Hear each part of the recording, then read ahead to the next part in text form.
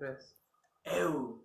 ¿Qué rollo con el pollo? Mi nombre es Anselmo Alonso Huerta Rocha de la Universidad Vizcaya de las Américas de la carrera Criminología y hoy les vengo a dar una documentación de la misma.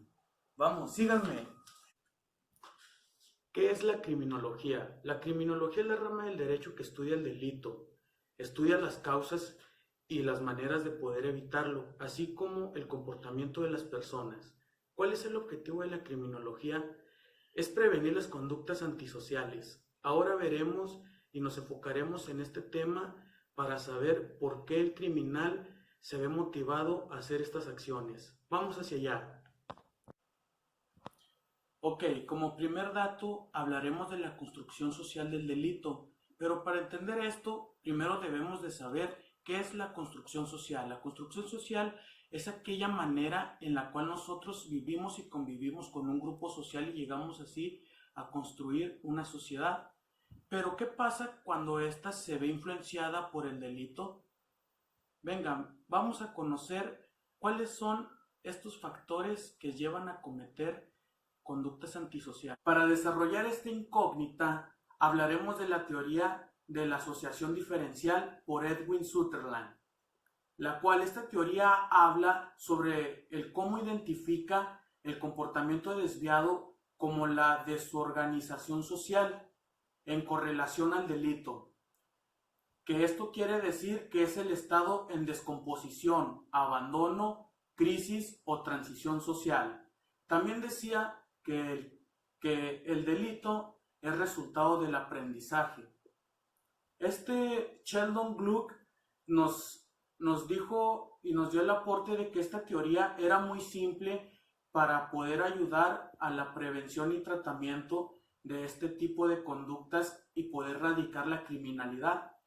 Pero sin embargo, lo que caracterizaba esta teoría era que hablaba sobre zonas de las ciudades muy específicas, las cuales se influenciaban en el individuo. Para esto iremos a conocer un poco más. Vamos. Sostiene que este tipo de conductas aprende las diferentes técnicas del crimen, como pueden ser así una canalización de las motivaciones. ¿Qué es esto? Esto lo podemos entender como factor criminógeno. El factor criminógeno viene siendo la causa, la motivación, el estimulante o la conducta provocada a ocasionar un acto antisocial. Ahora vamos a conocer cuáles son estos diferentes factores criminógenos los cuales podemos encontrar y se pueden influenciar en el individuo. Ok, existen dos tipos de factores criminógenos los cuales son muy importantes a la hora de cómo actúa el individuo. ¿Cuáles son estos? Tenemos como primer factor el factor endógeno, que es todo aquello, el cómo se relaciona el entorno en el individuo. Puede ser el clima, puede ser el aspecto del lugar en donde vives, las condiciones en las que vives. También tenemos el factor exógeno, que es el cómo interactúa el individuo con su entorno. ¿Cómo puede ser esto? Puede ser a la hora de integrarse a un grupo social mediante la comunicación por medio por medio de ideas personales pero muy estrechas. Si tomamos un enfoque más personal del individuo y nos dirigimos hacia su formación de los valores, podemos así nosotros determinar cuáles son. Los valores que determinan al individuo los conocemos como justicia, libertad, responsabilidad, honestidad y respeto. Las fallas, las cuales llevan a que una persona empiece a llevar una conducta desviada, las podemos encontrar en dos fracciones. Primera, valores éticos. Los valores éticos fundamentados son aquellos que estructuran el comportamiento del ser humano. Tienen la intención de actuar de manera consciente y sin afectar de manera negativa a los demás. también los valores y creencias. Son las cualidades que consideramos verdaderas, aunque no haya cómo comprobar que sean verdad. Esto lo podemos interpretar como la religión.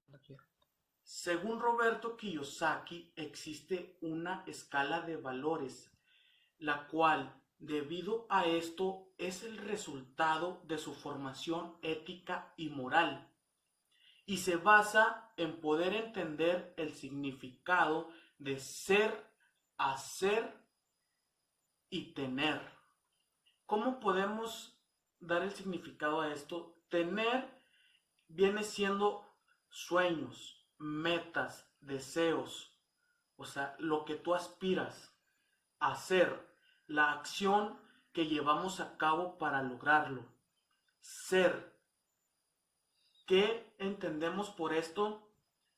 Es la persona que eres a la hora de proponerte a seguir tus propósitos. Ya conocimos un poco acerca de cómo se desarrolla el individuo en un grupo social, el cómo es su formación psicológica y cuáles son los factores las cuales lo impulsan a cometer ese tipo de actos. Pero ahora, ¿qué es lo que ocurre en su organismo? ¿Cómo es que su cuerpo empieza a reaccionar a la hora de cometer este tipo de actos? Para esto conoceremos el sistema endocrino. ¿Qué es el sistema endocrino? El sistema endocrino es un sistema de glándulas de secreción interna, la cual nuestro organismo empieza a secretar unas sustancias conocidas como hormonas. ¿A qué se debe esto? Esto a que a la hora de que el individuo cometa un acto o un crimen, un delito, él va a sentir miedo, desesperación o excitación, dependiendo a su forma de percepción acerca de su conducta antisocial. Pero, ¿cuál es la sustancia que genera su cuerpo? La podemos conocer como adrenalina. Ahora supongamos que nuestro individuo comete un crimen, asesina a una persona y éste opta por la opción de desaparecer el cadáver y se da a la huida. ¿Qué es lo que podemos encontrar dentro de este acto? Primero, tenemos el lugar de los hechos. ¿Qué se encuentra en el lugar de los hechos? Se encuentran pruebas o evidencias las cuales nos llegan a determinar que aquí ocurrió un crimen, o pruebas las cuales nos pueden llevar a la persona que lo ocasionó o quien fue la víctima. Rafael Moreno González señala que los indicios son una muestra de evidencia la cual nosotros podemos rescatar en una escena del crimen y podemos llevarla así a su previa investigación.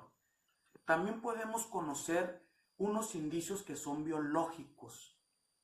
¿Qué es esto? Los indicios biológicos es todo aquello que haya tenido contacto con una superficie y haya quedado plasmado ahí, la cual estos indicios biológicos contienen el ADN y así nosotros poder llegar a su identificación. ¿Cuáles son estos indicios biológicos? Los podemos conocer como la sangre, el semen, la mucosa. También podemos tener como el excremento, la orina, la saliva, las lágrimas y el sudor. Ok, ahora tenemos nuestra escena del crimen. ¿Quién es el siguiente persona que llega a la intervención? Podemos tener a la persona encargada del peritaje y al fotógrafo forense.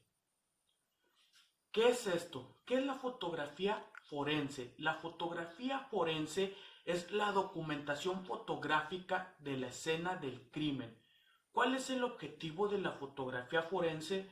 El objetivo de la fotografía forense es poder captar en una fotografía toda aquella evidencia permanentemente ante un tribunal. Pero ¿qué tipo de fotografías debe de tomar nuestro fotógrafo forense en las escenas del crimen?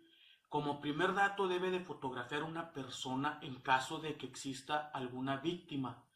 Como segundo dato, debe de tomar fotografías en planos generales, medios planos, primeros planos y planos con detalles, las cuales contengan todas las características concretas para una evidencia en la escena del crimen.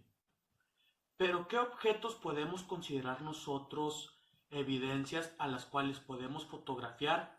Pueden ser huellas, pisadas y cualquier marca la cual nosotros consideremos evidencia. También el fotógrafo forense se encarga de tomar fotografías con el testigo métrico. ¿Qué es el testigo métrico? El testigo métrico es una regla tipo escuadra la cual nosotros medimos el tamaño físico y las medidas de las evidencias encontradas en la escena del crimen.